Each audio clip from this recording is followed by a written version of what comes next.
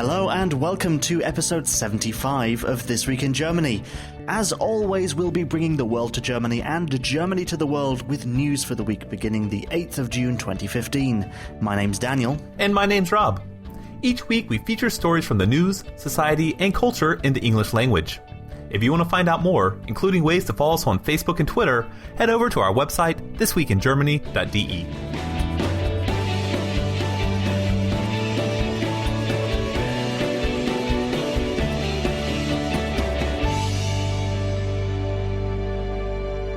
And it's this week that we have, in fact, is it Sunday, National Heritage Day? Is that right, Rob? That is correct. It is National Heritage Day in Germany this week. So a lot of these heritage sites all over the country are going to be hosting special events at their locations. So there could be a special exhibition, or there could be some special interactive displays you can have there, or special tours. It's pretty interesting. As the producer and head chairman, CEO of Destination Germany, it must make you feel very interested and intrigued and happy that there is a National Heritage Day. That is correct. Good. That was the answer I was looking for. This week, I asked a few of our followers or likers, however you say, on Facebook, to leave us some feedback and tell us what they think of This Week in Germany. Either the actual podcast itself, or reading the articles on the website, or whatever it might be. And this one from Diana was very nice. She said, "I haven't found such a professional, comprehensive, not to mention enjoyable English source of information about Germany anywhere else. I've been listening for 6 months now and look forward to new episodes every week." Thank you so much, Diana, for your feedback. That's very, very nice. If you have something good to say about the podcast, don't keep it a secret. Post your reviews on iTunes. That's the best way, because then we can reach more people, we can get out there, find new listeners, and that always helps the program. And I really like reading them personally. It brings a smile to my face. Yeah, it's very motivating, because we don't do this as a job. We do it because we want to make this cool podcast. And so knowing that people are out there and enjoying it is really, really helpful. So, what have we got coming up on the program this week, Rob? Well, coming up, we're going to be talking about why over 10,000 people were in Stuttgart for the Kirchentag. And also, we're going to be talking about Angela Merkel meeting with the president of Egypt. And after that, there's going to be a destination where we will be talking about the Millennium Tower. Pretty cool. Yeah, I can remember that meeting with the Egyptian president was quite controversial. So that'll be a pretty interesting story. Also, I'll be talking about the G7 meeting, which is kicked off in Bavaria. That'll be our top story. And also, our resident psychologist, Sven is back once again to tell you how the hell does the German government work? What is it? How does it work? So if you've been a bit puzzled about all of the political stories recently, you can find out a lot more, get a good background insight from Sven later on in the program. So, Rob, shall we get started? Let's do it. The small Bavarian town of Garmisch-Partenkirchen has been turned on its head this weekend. The leaders from the top economies, known as the Group of Seven, have gathered at a picturesque castle to talk over the most important issues affecting the world. What exactly is the G7? Could you tell us who they are and what they are? Well, earlier this year we talked to journalist Frank Jordans from Associated Press shortly after the G7 foreign ministers meeting, and he told us exactly what G7 is. So, Frank, this is the G7 meeting? I thought that they were the G8. Indeed, it used to be the G8 until last year, when Russia lost its membership of this exclusive club because the other members felt that it wasn't appropriate to have Russia at the top table given its support for the separatist rebels in eastern Ukraine. So they downsized to the G7. That's France, Germany, Italy, Canada, Britain, Japan, and the United States. The G7 meeting isn't really a forum for making decisions about things. It's more an opportunity to discuss important issues and to decide which direction to move in, to formulate a common position. And so when these really rich countries get together, there's always a lot of demonstrations, so I'm guessing they have a lot of security at the castle? Yes, of course. The area around the castle where this meeting is being hosted is absolutely on lockdown. And because it's woods and it's open spaces, so it's pretty tricky to get under control. And the security and hospitality costs for the entire event is estimated to be a massive 200 million euros. Ooh, 200 million. That is crazy. What did they do once they got there? Once they got past all the security, that is. Well, once the leaders had got to Bavaria, the first thing they did, of course, it's absolutely important when these leaders come together, they have to discuss the most important issues of the day. So on Sunday morning, the leaders gathered for some sitting down with Angela Merkel for sausages and beer. It's very important. International relations, sausages and beer. After that, they took their so-called family photo in the middle of a meadow, which kind of looked like some kind of weird dream as they were waving out at the cameras from the middle of this meadow, as if they're all dressed in business suits, as if they're on some kind of odd holiday. And because these countries are all together, there are always massive demonstrations around the G7 group. Can you tell us anything about that? Yeah, so the demonstrations this year were fairly disruptive so far. They've been fairly disruptive. But the amount of protesters wasn't as many as it has been in recent years. And also, while they were disruptive, they were still fairly peaceful. So there weren't all-out riots. And when the group did meet together to actually speak about business, what sort of things were they talking about? Well, we're recording this on Sunday night, so we can't necessarily say what they exactly might talk about, but certainly the top issues on the agenda are the Greek bailout. So, Greece has had a lot of financial issues recently, and this affects financial markets in other parts of the world. And also the conflict in Ukraine, which, of course, is important for the stability of Europe and the Western countries' relationship with Russia. Fighting corruption, as we've seen recently with FIFA, has been quite an issue. Climate change as well. All of these things will be on the top of the leaders' agenda. And exactly what will come out of the G7, we'll see when the meeting ends on Monday.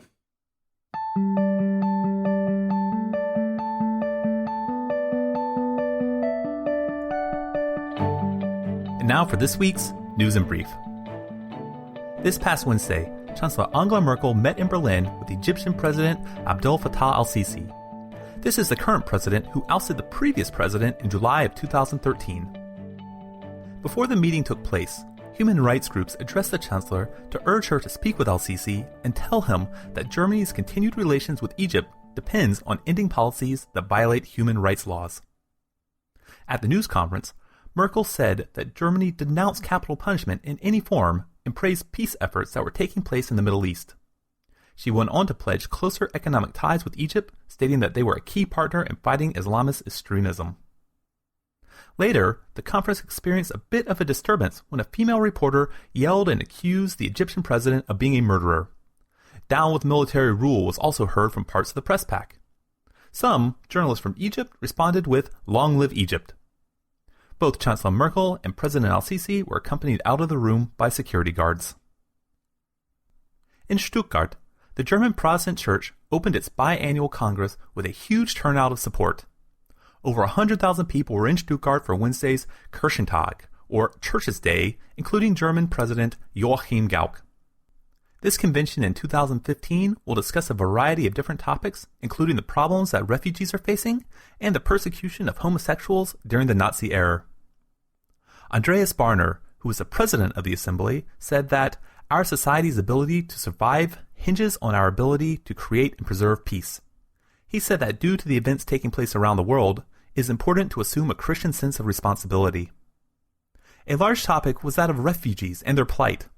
There were calls for action on the Mediterranean Sea to stop lives from being lost due to legal issues of entering a country's borders. Another main topic was paying tribute to victims of Nazi persecution, and specifically to homosexual victims.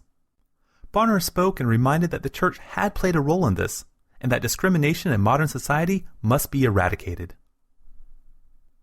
On Sunday, the 7th of June, UNESCO of Germany will celebrate the World Heritage Day for the 11th year in a row, featuring the country's extraordinary sites.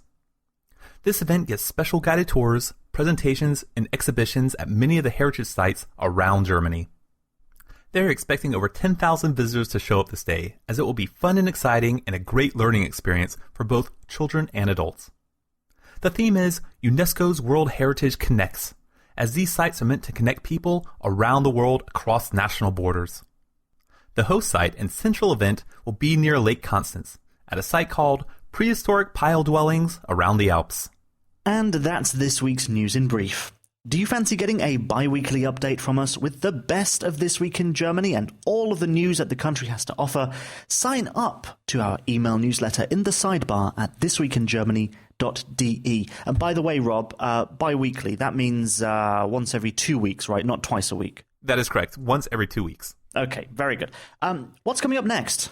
I think our good friend Sven is coming up next. Yeah, Sven, our resident psychologist. Really cool guy as well, by the way. He's going to explain to us all about the German government. So, here he is. Hello, my name is Sven, and every month I give you some insights on what it means to be German, with interesting stories about typical German things and the German psyche. Today, I want to give you a quick overview of German politics, or rather the political system of Germany. I recently did something similar on British politics for my German Viva Britannia podcast, due to the general elections in the UK. Despite some superficial similarities, the political systems of Germany, the UK and the US are quite different from each other. Let's try to shed some light on what is going on here. The political setup of Germany that I'm going to describe has been created after the Second World War. Legally, it is defined in the Grundgesetz, literally the basic law of Germany. The Grundgesetz was based on the constitution of the former Weimar Republic, but it also contains many new provisions to ensure a level of human rights, democracy and republicanism that cannot be easily changed by a simple political process. The authors of the Grundgesetz and the Western allies of the Second World War wanted to ensure that a dictatorship like under Hitler could never happen again. Also, the title Grundgesetz was chosen deliberately. This code of law was not meant to be a constitution for Germany forever, but only provisionary for Western Germany. Once a reunification of Western and Eastern Germany took place, it was meant to be replaced by a proper common German constitution. However, when the reunification actually happened in 1990, it was decided to simply extend the Grundgesetz for Eastern Germany. So in fact, the Grundgesetz is the constitution of Germany in all but name. Actually, this is not quite right. As I said, you cannot change or contradict the Grundgesetz easily. The purpose of the highest court in Germany is to ensure that this is the case. And guess what this court is called? It's the Bundesverfassungsgericht, based in Karlsruhe. And Verfassung is the German word for constitution. There you have it. So, what does the German government look like? Germany is a federal parliamentary republic. Federal means that Germany consists of a number of individual states, similar to the US. In Germany, the states are called Länder, literally countries. And since the reunification, there are 16 of them. The Länder are very different in terms of size. They range from the little city-state of Bremen, with less than 700,000 people, to North Rhine-Westphalia, with a population of more than 18 million. Every state has its own little parliament and is again divided into counties with their own elected administration. The states also have their own country constitutions, and in many parts of life they can decide about their own laws and regulations. However, the Grundgesetz and overarching federal laws ensure certain consistency. And federal laws are issued by the German national parliament, the Bundestag. The German parliament that meets in the famous Reichstag building in Berlin is elected separately from the state parliaments. General elections usually take place every 4 years, and the election system is based on proportional representation. This is different from, for example, the UK. The first part of the German voting system looks similar to the UK. As a voter, you have one vote to decide between candidates running in your local constituency. Germany is divided in 299 of those. Whichever candidate within your local constituency gets the most votes becomes a member of parliament. In the UK, the voting stops here. You get exactly as many members of parliament as you have constituencies, and any votes for not elected candidates are lost for the overall result. This is not the case in Germany. Here you also have a second vote, and with this vote you decide not for a specific candidate, but for a political party. Each party has a separate list of candidates per German state, and the more votes a party gets in a specific state, the more candidates from this list are also made members of parliament. In total, the German Bundestag consists of at least 598 members, twice the number of constituencies. But there can also be more than that in order to ensure that the total proportion of members of parliament per party matches the nationwide results of that party, with a few constrictions. For example, a party must reach at least 5% of second votes to get additional MPs from their candidate list. This rule ensures that on one hand, direct candidates from small parties, or without any party affiliation, can be elected by the local constituency, but also that not too many small parties are represented in parliament. This again was a lesson learned from the Weimar Republic. As usually not a single party achieves a majority in parliament, government coalitions are the rule in Germany. In fact, since the Federal Republic of Germany exists, there never has been a one-party government. In countries with a simple majority voting system like in the UK, you usually get two large parties, with the government majority flipping forth and back between them over time. It is worth remembering that the recent UK government coalition between the Conservatives and the Liberal Democrats was the first coalition in the House of Commons since 1929. The parties holding the majority in the Bundestag also determine who becomes Chancellor. He or she is voted for in Parliament. This is similar to the UK and completely different to the US, where the President may end up without a majority in the House of Representatives, or in the Senate for that matter. In the UK and in Germany, the government leader is always based on a government majority. And now that I mentioned the US Senate, like in the US and the UK, Germany has also two parliamentary chambers. In addition to the directly elected Bundestag, there's also the Bundesrat. And this brings us back to the 16 German states. The Bundesrat is a representative body of the states, and the number of seats for each state is based on their size. Whenever there is new federal legislation that affects the revenues or the defined authorities of the states, approval is required from both the Bundestag and the Bundesrat. The federal system in Germany also explains some inconvenient differences between German states. For example, education is a state matter. Therefore, issues like school curricula or tuition fees are often managed differently, so you can face difficulties if you move from one state to the other. One of my personal pet annoyances is the differences in smoking regulations. Bavaria has one of the strictest anti-smoking regulations in bars and restaurants, while other states still have loopholes like designated smoking rooms. Oh, and I hardly forgot to mention our head of state, the president. For this office, a special kind of election is held in the Reichstag, but it still very much depends on the current government majority. Also, the office is more representative, and the president doesn't play a major role in German politics, a little bit like the Queen. So much for a quick introduction into German politics. Next time I will likely be back with other fundamental matters of German life, like food. Thank you very much, Sven. A fascinating insight into Germany, as usual. And if you'd like to learn more from Sven about the UK in German, then check out his podcast, Viva Britannia. It's one of the most popular podcasts on iTunes, of course, and you can find that at vivabritannia.de. So, Rob, coming up now, it's Destination Germany. That's right, it is Destination Germany, where we take you on a journey somewhere in the country that is well worth a visit. Whether you're a tourist or a permanent resident, a foreigner, or a German citizen. Here, we'll be covering all those famous sites as well as the little-known corners of Deutschland. All that matters is showing you that Germany is an interesting and exciting place to visit. If you enjoyed the destinations that we talk about each week, go to our website, thisweekingermany.de, and we'll have photos of each week's destination. So, last time, if I remember correctly, we went to the tiny weeny state of Saarland and to the Völklingen Iron Works, which was a cultural World Heritage Site, according to UNESCO. And this factory was very important for the country's industrial revolution, and it is now on display for all to see. And you can do a lot there. It's not just, okay, there's an ironworks. Oh, great. It is a really cool place for like a cultural, you could say it's a cultural center for the area with exhibitions, events, and festivals, and it has a permanent science center.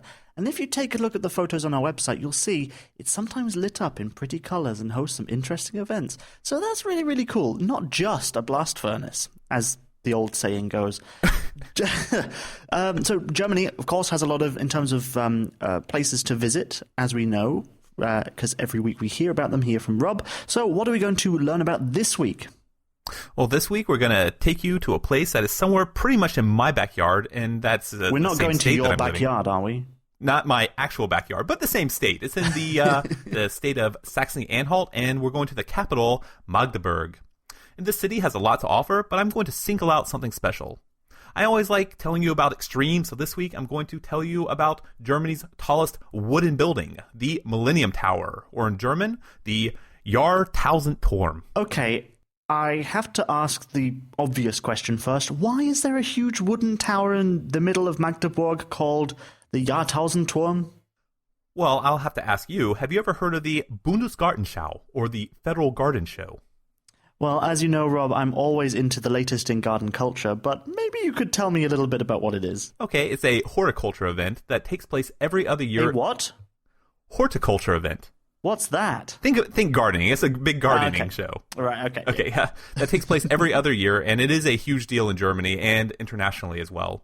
A different city or region hosts the show each year, and they must construct a beautiful showcase with landscapes, gardens, and architecture. You and your fancy words. I think I'm getting the picture here. Okay, so the Millennium Tower is something that looks so grand, and it's huge, made out of wood, and it was made for this gardening event. That's right. The tower was created for the event as Magdeburg was hosting the Federal Garden Show for the first time since 1951 when the show began. It was actually the first time the show has ever been to the state of Saxony-Anhalt. That is insane. So, that no one has ever thought of Saxony-Anhalt as the gardening capital of Germany. Saxony-Anhalt is always neglected when people think about Germany. I don't know why, because it's not a bad state. I like it. Yeah, it's nice. I have a question for you, though, Rob.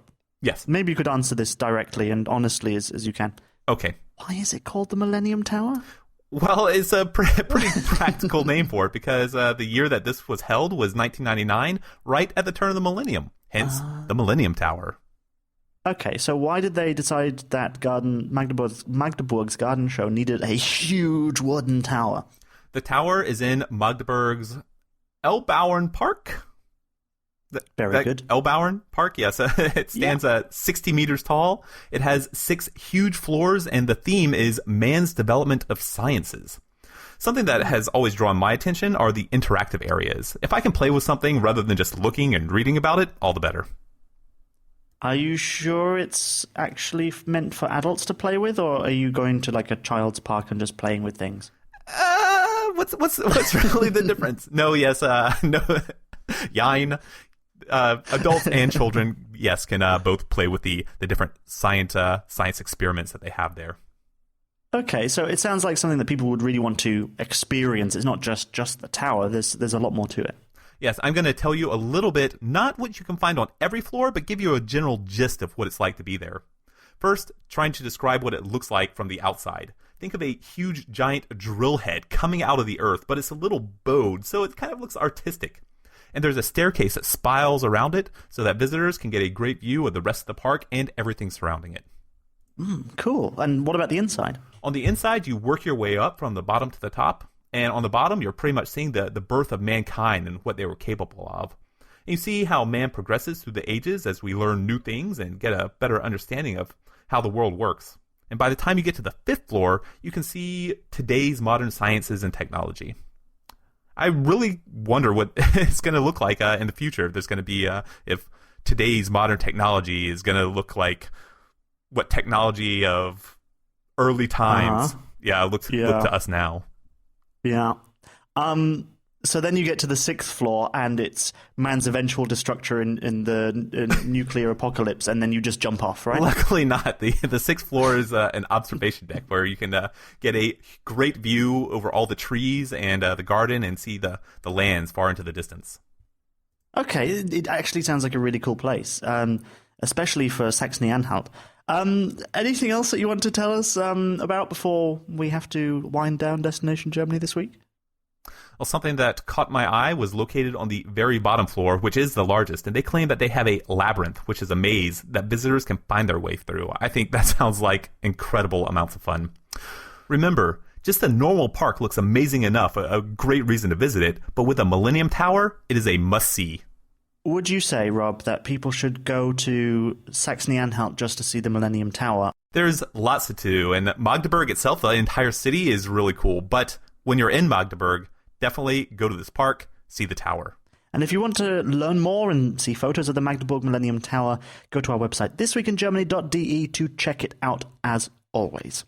Next up, our German of the Week section, where we put the spotlight on a prominent person from this week's news, a German citizen or even a foreigner who we deem an honorary German, it happens sometimes, who's had an effect for better or worse on German culture, society, or politics. Our German of the Week this episode is somewhat of a disappointment to beer drinkers around the world. Till Eddrich. Eddrich was the head of Germany's branch of the world's largest beer brewing company, Beck's. That was until he got fired after being caught drinking and driving. He'd only had this job for a bit over 4 months when he caused a traffic accident on the Bundesautobahn number 95. It was reported that the Beck's boss was significantly under the influence of alcohol. Luckily, no one was seriously injured. The Beck spokesperson, Oliver Bartelt, said that, as the company is an alcohol producer, they have strict internal rules and regulations for consumers of alcoholic beverages. One of these rules was a no-tolerance policy for employees driving under the influence. Eddrich, who was a role model for the Beck's firm, was let go immediately after the incident. And with that, we've come to the end of episode number 75. So, Rob, how can people support us, promote the podcast, get us out there, and generally feel good about themselves? Well, one of the ways that we like most is sharing it with your friends. Go on social media, Facebook, Twitter, get our name out there. Tell other people how much you like the show. And we always like seeing those reviews where you think that we're doing a good job. Yeah, of course. And click the iTunes button in our sidebar on the website, and you can go to iTunes, you can subscribe there, and please leave a review, a 5-star review. It gets loads of people interested in the program, so it is really, really helpful. And that's some way that you can help us for free. But if you have a little bit of money, you can also leave a donation that's in the sidebar on our website as well. Just click the donate button, and that'll help us with our server and domain costs and all the things like that. This Week in Germany is produced by me, Daniel Winter. It is written and presented by myself and Rob Bishop. We'd like to thank Sven Rudloff for contributing to this week's program. A fascinating insight as always, Sven. You can find his podcast all about life in the UK at vivabritannia.de. Thank you so much for listening. We'll be back in 7 days with more of This Week in Germany.